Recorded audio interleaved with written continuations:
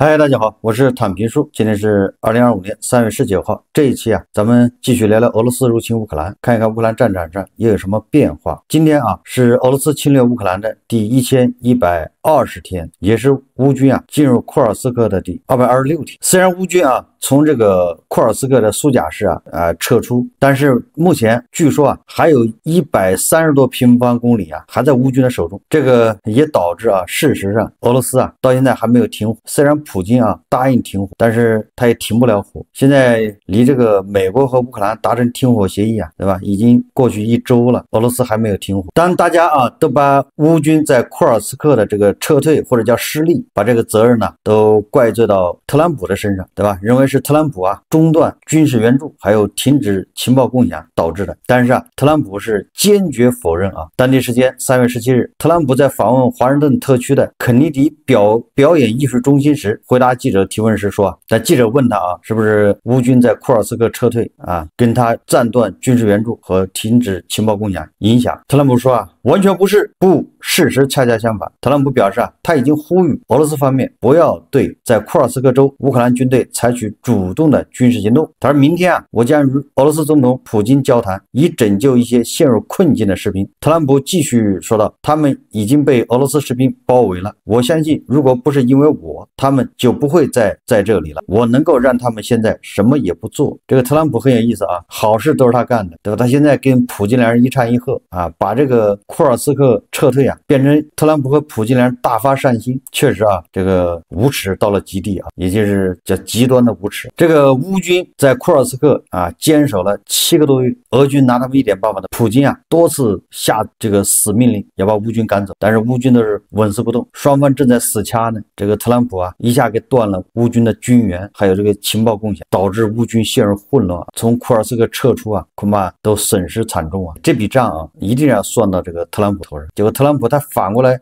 不仅没有过错，反而有功劳，有恩于乌军。要不是我你们早就被包围，你们被全部歼灭。你看那个调调和这个俄罗斯的这个宣传部门是一模一样。跟着这个泰晤士报报道任在库尔斯克的士兵将当前的战斗形容为他妈的，但士气大多保持高昂，说普京的部队在库尔斯克的战斗中寻求胜利，而剩余在敌占区的少数基辅步兵部队则愈加对美国愤怒。根据他们的说法，打击士兵士气的正是美国的行动。许多曾经在制服上佩戴美国袖标，象征对西方价值观的尊敬的士兵，已经将其摘下。美国情报和武器援助的暂时失处，影响了库尔斯克的行动，并促成了撤退。混乱导致炮兵部队开始节省发射西方制造的弹药数量，还有其他因素。经过战斗锤炼的俄罗斯部队被调往北方加入战斗，也就是普京看中了这个机会，对吧？跟那个别罗乌索夫还有格拉西莫夫临时调整了这个作战重点，将主力调到这个库尔斯克。说最近几周这些经验丰富的部队到来，加大了对乌克兰阵地的压力。朝鲜士兵非常有效。无论是什么决定性因素，显然俄罗斯军队正在推进。一名最近巡视过边防线的乌克兰士兵说道，我们修建了坚固的边防线，他能顶得住吗？我不知道，这是战争。说俄军有很多人正在移动，他们正在向这边推进，实际上就是俄军正在集结意图攻入苏梅地区。俄罗斯已经调集了大量的后备力量。这个蒂博老人希望在苏梅地区要搞一个什么卫生区也就是缓冲区，也就是蒂博老人根本就没有拿特朗普的什么停火当回事。他就是一个拖字诀，他同意停火，但是他就是不停，你特朗普有什么办法？当然了，我认为也有可能库尔斯克是被特朗普给卖了。作为这个停火的条件普京是不能接受在谈判桌上谈论，对吧？库尔斯克的领土。所以我认为这中间某种程度上，这个库尔斯克乌军的撤出有被迫就是乌克兰方面接受交易的可能，存在这种可能性那也是在特朗普的高压之下。乌克兰总统办公室主任伊尔马克说乌克兰武装部队将持续攻击俄罗斯领土，直到俄罗斯与乌克兰的武装冲突结束。乌克兰方面说了，也就是你只要俄罗斯不宣布停火，那乌克兰对俄罗斯本土的攻击啊是不会停的。根据媒体报道啊，乌军在第聂伯河方向发动突袭，控制了科尔松卡村北部多个阵地，成功在左岸建立桥头堡。大家还记得吧？应该在2023年的时候，就是这个苏罗维金啊带领俄军从赫尔松城撤退以后这个乌军也攻入了这个左岸，在左岸建立一个桥头堡，在那大桥下面还有那个别墅区，就那个打了大半年1年。后来2024年好像就没有什么动静乌军的重点恐怕是用于这个突袭库尔斯克去了。那随着库尔斯克这边消停了，赫尔松这边呢，这乌军又开始在这个第聂伯河左岸展开军事行动。这个应该是2024年就是那个库尔斯克行动以来这是还是第一次，也可能乌军还要恢复在赫尔松这儿的一个压力这个乌克兰的高层现在也是紧急会议乌克兰总统泽连斯基与国防部长乌梅罗夫以及新任总参谋长叫赫纳托夫举行会议。泽连斯基说他说我们讨论了前线情况以及与伙伴们在保障乌克兰安全方面的合作，明确了关键任务。国防部长将立即组建一个团队，专门负责与合作伙伴处理乌克兰所需安全系统所有细节，并执行军事政治层面做出决策。说本周内已组建的团队将参与在伦敦举行的相关军事代表会议。总参谋长加快在我们防务力量中建立军团系统，并进行战斗旅当前需要的审计，并必须为旅提供最大的保障。这个泽连斯基说这什么意思呢？不是这个周四斯塔默不是又要召集这个志愿者联盟军事领导人开会吗？就是要落实要向乌克兰派兵，进入这个执行阶段，已经不是讨论了，就是要细化这个执行细节。那么这个泽连斯基是责令这个国防部长乌梅罗夫组建团队去跟斯塔默这个英国人对接，需要什么乌克兰怎么配合，怎么样提高乌克兰的这个安全性、安全防御也就是说这个英法还有德国向乌克兰派兵，这个恐怕已经成了这个事实我们看他到底什么时候能把部队派进来这个是最关键的一步要不然这个欧洲永远落在嘴炮上，喊喊口号，天天开会，意义不大，对吧？你先把人派进来，不管是多少，哪怕是5000，对吧？你这个联军只要开进来，人家朝鲜在俄罗斯库尔斯克是1万人，对吧？你也得派1万人过来这是第一个。第二个就是这个泽连斯基把乌军的参谋长给换掉了，这个乌军原来的参谋长恐怕为这个库尔斯克大撤退要担责任新换来的这个参谋长也很厉害这个新任的参谋长叫纳赫托夫他是真正的就是这3年战争成长起来的军事领导人。俄罗斯侵略乌克兰的时候2022年2月24号，这个纳托夫他还是一个旅的旅长，当时是海军陆战队第36旅旅长，驻防在尼古拉耶夫。由于这个36旅成功的守住了尼古拉耶夫你看那赫尔松的那守军直接就逃跑，整个赫尔松就直接就交给俄军了，大家还有印象吗？然后这个36旅后来参加什么马里乌波尔大战，参加什么赫尔松西部战役，参加这个巴赫穆特大战，经过血战的这么一支劲旅，这个纳托夫少将就是这个旅的旅长，那也就是他是炮火中实战中成长起来的一个军事将领，现在成了乌军的总参谋长，对吧？这样的实战的将领对前线非常了解，对吧？他毕竟他只是个旅长，一步一步上来的正因为他很年轻所以说这个也是泽连斯基在为乌军这个打持久战，在培养人才。乌克兰的外交部长西比哈今天说他说基辅不是俄罗斯达成和平协议的障碍，相信在美国总统特朗普的领导下，乌克兰能够实现公正持久的和平。西比哈在新德里举行的年度地缘政治会议上表示，特朗普与俄罗斯总统普京预计将于周二晚些时候举行会谈，乌克兰正在等待和平进程明朗化。这个西比加18号在接受记者采访的时候还强调，他说乌克兰相信全面战争将在2025年结束，如果俄罗斯不接受停火提议，乌克兰准备继续抵抗。西比加表示可能的停火机制是建立和平的一大步。这个西比加重申了乌克兰的核心原则和立场，即绝不能以牺牲乌克兰领土完整或主权为代价妥协，不应限制乌克兰军事潜力，任何第三国无权阻挠乌克兰人民选择加入任何联盟。关于乌克兰的事务不能没有乌克兰参与，关于欧洲的事务不能没有欧洲参与这个是央视报道这是乌克兰的外长18号最新的一个表态。那简单点说啊，就是跟俄罗斯方面的差距非常大，一个天上一个地下。这个《纽约时报》报道啊，他说3月18号消息，乌克兰总统泽连斯基办公室担心俄罗斯与美国之间的接触，以及美国可能支持乌克兰的其他地区并入俄罗斯。消息称啊，乌克兰总统办公室担心俄罗斯总统弗拉基米尔·普京与特朗普之间的接触，叫双普会谈啊，以及后者支持俄罗斯吞并乌克兰其他地区的可能性。消息特别指出了乌克兰官员对乌克兰至关重要的港口奥德萨的担忧。消息指出啊，白宫将无条件地给予俄罗斯保留克里米亚的权利。另据悉，美国正考虑将俄罗斯在乌克兰开展特别军事行动，占领的几乎所有乌克兰领土移交给俄罗斯啊。当然了，这个是《纽约时报》报道的啊，这个消息啊来源未必那么真实啊，就是那么可靠。我们看看啊，这个其他国家是怎么表态的。首先是这个德国的后任总理梅尔茨啊，他说啊，10年来我们一直生活在一种虚假的安全感中，我们需要全面重建防御。今天关于国防准备的决定是迈向包括非欧盟国家在内的新欧洲防务共同体的第一步。这个德国总理啊说，梅尔茨啊，他说的还比较现实一点，就是非欧盟国家在内的新欧洲防务共同体。这个你看啊，就把这个英国、土耳其、澳大利亚、加拿大都涵盖进来了。那你看又不是北约，那就说白了就是把美国摘出去了，剩下的那些北约国家组成一个新的叫新欧洲防务共同体。你看这不就是呼应美国吗？就是你美国不是不想管了吗？你走吧，对吧？咱们重新来搞个圈子，非欧盟国家在内的。那这个就看谁组织了。如果是欧盟国家，那欧盟的这个组织，对吧？欧盟的主席冯德莱恩，什么欧洲议会，哎，他们就得出来组织。如果北约呢，那就是北约秘书长。大家有没有发现，最近这1个月，自从特朗普跳出来，对吧？要不管乌克兰了，好像是北约就没了声音，北约完全就已经自动瓦解了。北约的秘书长叫吕特，对吧？天天劝泽连斯基跟美国搞好关系，也就是北约离了美国，那这整个北约就是，对吧？现在他又恢复到2022年2月24号之前那个状态，就是叫脑死亡状态。这是马克龙说的啊，北约已经脑死亡了。结果在特朗普，对吧？他是支持乌克兰抗击俄罗斯侵略，所以这个北约他又活跃起来了，大家意见是一致的。所以这个吕特啊，以前呢叫斯特尔滕贝格，上蹿下跳，对吧？这个为乌克兰奔走。但是现在你看，美国只要一撂挑子，北约马上熄火。你现在还看到这个北约的秘书长叫吕特说话吗？到哪儿都不好使了，你到哪儿开会都是个多余啊，对吧？叫你来干什么呢？对吧？你又代表不了美国，你又协调不了美国，完了你要不协调美国，那要你干什么呢？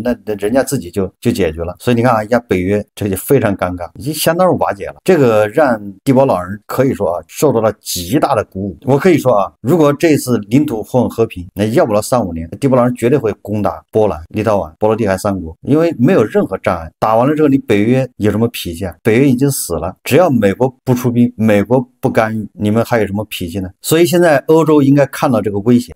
这个所以舒尔茨说啊，这个梅尔茨啊，10年来我们一直生活在一种虚假的安全感中，要全面重建防御啊，这个才就是一个远见卓识的一个政治家要考虑的问题，要组建新的欧洲防务共同体，没有美国的北约，当然这名字可能不叫北约了啊，你可能也不一定叫欧洲防务共同体，总之是一个新的组，一个没有美国的一个共同防御的这么一个，这叫我在上一期节目已经说了啊，这个美国他就要退出这个，对吧？你们欧洲人自己玩吧，你们跟俄罗斯啊，你们去掐去吧。这个民进周刊透露啊，这个梅尔茨啊对外宣布，他上任后第一时间就会向乌克兰移交大量的金牛座导弹以及军火。另外还报道称啊，说德国已经成立了第一个国土防御师，你看看，那不就是德国解除封印嘛？你要重新武装。这里面又说到欧盟了，刚才北约不管事吧，欧盟也不管事，欧盟能管什么？首先它是个经济组，对吧？它没有这个军事防御功能。那即便他现在想搞这种组建这种防御啊，欧盟的军队，那你欧盟你还是不行啊，你把英国又排在外了，对吧？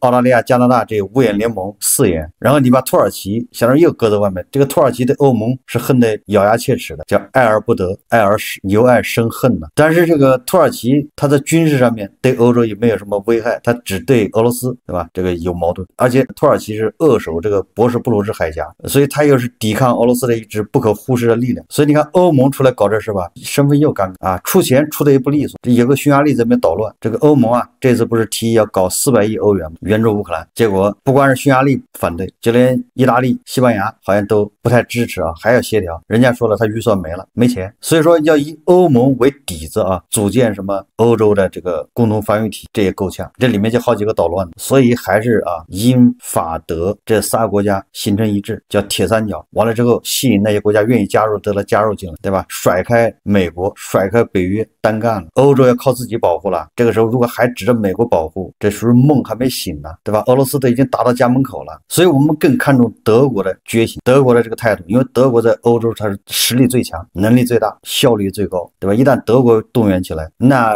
俄罗斯可不是他的个儿啊，还得吊打俄罗斯啊。二战虽然德国失败了，那德国是非道义，他不正义，然后加上美国支持啊，所以苏联才能赢。当这个苏军啊开着美国援助的这谢尔曼坦克，对吧？对这个对付德国的这个希特勒的豹式坦克，那是什么一个场景？德国总理啊，这个后任总理梅尔斯说啊，普京今天发动的战争不仅是对乌克兰的战争，已经是针对整个欧洲的战争。梅尔斯表示啊，俄罗斯对欧洲的战争已经开始，并且通过各种方式进行，包括网络攻击、破坏和虚假宣传活动。他说，此类行动一部分来自欧洲内部的力，尤其是德国内部的力。比如说啊，德国的这个选择党啊，这个梅尔斯直接啊批评这个选择党。他的讲话是在德国联邦议院重要投票之前发表的。此次投票将改变德国基本法，允许大幅增加德国的国防开支，同时将对乌克兰的军事援助纳入德国国防预算，这样也就会大大的提高啊德国援助乌克兰的这个水平。也就是啊，这个法律一旦通过，就是给德国啊解除了封印。也就是欧洲从国际上来说，欧洲需要德国站出来，哎，光靠英国、法国这哥俩还不行，对吧？这就是在外部环境上，德国国内呢，对吧？它一旦这个议会通过，对吧？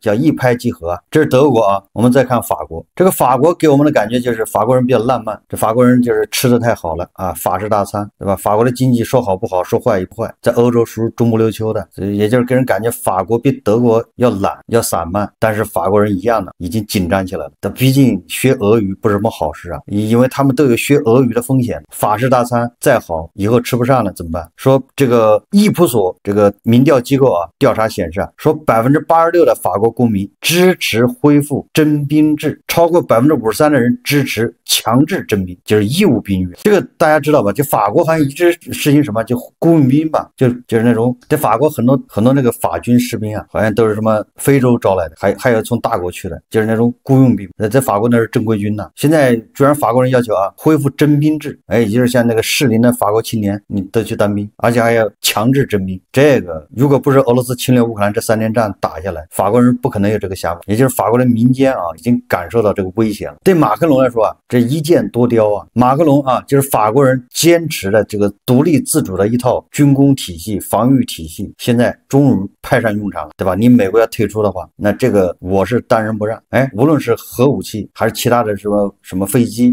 潜艇，那法国它的人家是独立的军工体系啊。所以那个马克龙就呼吁啊，欧洲别再瞎花钱了，别跑到美国去买武器，对吧？咱把钱花在欧洲，你买法国武器，咱们欧洲人自己开发的武器。你看法国坚持了80年的这种独立自主的这种军工啊，现在派上用场。我们看看这个意大利啊，意大利的总理梅洛尼这个他还是离不开美国啊。你看啊，这就是绥靖主义的代表。他说，我们认为啊，法国和英国提出的向乌克兰派遣欧洲军队的提议是一个危险且无效的选择。他指出啊，意大利提议向乌克兰提供类似北约第5条的安全保障。就是梅洛尼这个提法呀，给人感觉非常不错，就直接就是你乌克兰就不用加入北约，北约就保护乌克兰就完了，对吧？这个俄罗斯不是不让乌克兰加入北约吗？那就不加入，然后这北约把这第5条扩充到乌克兰，哎，乌克兰现在受到俄罗斯的打击了，那北约就上就完了。他这个表态表面上看啊，帮了乌克兰，但是实际上他没有可操作性呢。那美国就不同意啊，你倒是去把美国说服啊，这特朗普就要抽身，对吧？你这个时候出这种相当于把特朗普绑架，要把他拉回来，那怎么可能呢？也就是你这种建议没有可操作性，那本质上就还是在推卸责任，也就是他还想抱着美国大腿，这本质上就是绥靖。波兰呢，这波兰这个国家非常有意思啊，因为历史上它跟这个苏联呢关系不一般，跟欧洲关系也不一般，对吧？既受过他的帮助，又受过他的伤害，深深的伤害。所以这个波兰它就分成好几派，有亲美的，有亲欧的，波兰还有亲俄的。就是波兰国内这个思想比较复杂，就是但是总体上亲美加加亲欧的肯定占大，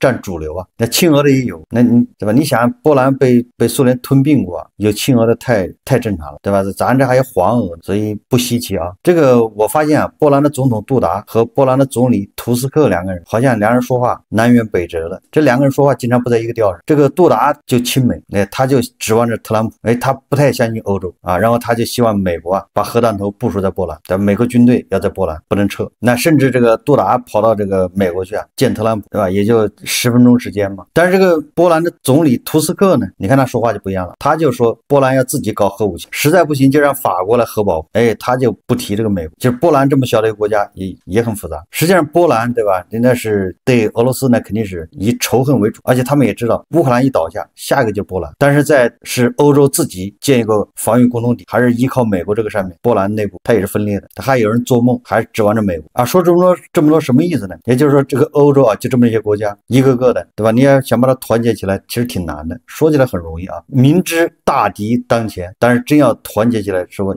境外一处使，心外一处想，很难做到。这个波兰的外长希克尔斯基说啊，匈牙利正在阻止欧盟启动乌克兰的入盟谈判。希克尔斯基表示啊，作为欧盟轮值主席国，我们对启动乌克兰入盟谈判负有特殊责任。我们本希望开启一个甚至2个谈判集群，但遗憾的是，这一决定正被我们长期的盟友和前盟友匈牙利所阻挠。就一个匈牙利就能把整个的欧盟给挺在这儿，就现在已经啊这个情况火烧眉毛了。所以说这个欧盟这个组织恐怕对吧，它也只能承担一个经济组织。如果这么下去的话，也就不会太久。关于这个双普会谈啊，我在做这节目的时候还没有谈判完，已经开始2小时了大概，但是还没有消息传出来。但是我觉得啊，对乌克兰来说绝对没什么好消息，对吧？因为在这个谈判之前，特朗普就放风要美国要承认克里米亚属于俄罗斯，然后特朗普自己对媒体说啊，要就乌克兰的财产啊进行分配，还有什么扎波罗热核电站，这说明啊这个就已经啊要瓜分乌克兰的领土，就是领土换和平，甚至还有媒体放风，对吧？普京还要奥德萨港口，所以你不管怎么说，这个双普会谈，乌克兰人等不来什么好消息。普京也可能同意停火，但是这个停火一定有前面好多前置条件。你比如说啊，停火期间，西方世界不能给乌克兰军事援助，所有的军事援助冻结。那乌克兰自己内部你不能再什么啊动员等等啊，他一定会提各种前置条件。等到俄罗斯自己气喘过来了，喘匀了，然后再发动战争，接着打。而特朗普呢，对吧？根据他的表现啊，很有可能啊，也要把乌克兰给卖掉。天空新闻说啊，说特朗普在致电普京之前，先与斯塔默进行了交谈，他们讨论了对乌克兰的支持。这个据报道，英国首相在通话中强调，乌克兰必须保持最强大的地位，才能实现公正持久的和平。这个斯塔默到现在啊，还在寄希望于特朗普，这也是一种悲哀啊。当然了，不知道他是真心的寄希望于特朗普，还是希望特朗普继续拖延一下。你毕竟欧洲到现在还没有团结起来，还需要时间呢，对吧？你托付特朗普去跟普京谈判，那叫所托非人。这个德国图片报报道啊，他说美国总统特朗普和俄罗斯总统普京即将通电话，这是两人继今年2月12日之后再度通话。他说，由于这次通话所产生的结果可能对欧洲大陆的安全产生毁灭性影响，欧洲国家普遍瑟瑟发抖。周二晚上，普京总统和特朗普总统将讨论乌克兰的未来，甚至是欧洲的未来，这将对我们大陆的安全造成灾难性影响。这就是为什么欧洲各国政府情绪既紧张又不安，也就是等待着这个双普会谈，对吧？就是特朗普到底出卖乌克兰、出卖欧洲到什么地步？所以说来说去啊，这个最终啊，重任落到了欧洲头上。现在就看欧洲能不能团结，你还在打嘴炮，还是在开会，还是玩真的，何去何从啊？这个俄罗斯侵略乌克兰3年，可以说啊，深刻的影响了我们每个人的生活，尤其是互联网的网，对吧？这个人数众多啊，是一个庞大的群体啊。俄罗斯侵略乌克兰，它对人类社会的未来啊产生深远影响。咱们互联网上也是硝烟弥漫。这个2战以来啊，最大的地缘危机，在全球舆论场掀起一波又一波的价值观海啸，远超军事冲突的范围，演变成一面照见人心的镜子，让社群撕裂，触目惊心实用主义疯狂吞噬价值底线。有很多网友说川马万，也就是万寿无疆，对吧？永远健康的万斯，还有比较健康的马斯克，让人类文明倒退300年。但是这美国的历史好像都没有300年，一下子退过去了。实际上，这个俄罗斯侵略乌克兰这不光在中文互联网上，我估计全世界都一样，它超越这个什么思想意识、政党派别，是直接照见人心实际上就是什么叫正义，对吧？什么叫文明？什么叫丛林法则？如果俄罗斯赢了，那就是人类社会文明的倒退，就是谁拳头大谁说了算，对吧？理由嘛，随便找一个，打的就是你，胜者为王，败者为寇，没有什么价值，对吧？没有什么正义道义，有的只是弱者对强权的服从，为强者为强权马首是瞻。这个就是顾炎武说的叫天下兴亡，匹夫有责。乌克兰的失败，那失败的是道义。如果俄罗斯这次得到的是奖励，那国际社会又拿什么来约束俄罗斯的不想要下一个奖励呢？既然大家都知道绥靖带来的是更大的战争，那为什么这个特朗普、万斯这些人还搞绥靖呢？关键他还是打着和平的旗号，对吧？打着少流血的旗号搞绥靖，实际上在引发一场更大的危机如果善良的人通过让步就能得到和平，那这世界上怎么可能有战争呢？弱小的通过让步就能得到和平。乌克兰也是一而再再而三的让步对吧？签了那么多条约有什么用呢？侵略者的步伐会因为这个弱小的人示弱下跪求饶而停止？不可能的，那只会刺激他征服的欲望。好，这期节目我们就聊着，感谢大家。如果喜欢我的节目，欢迎订阅转发，也可以在下方留言评论，谢谢大家。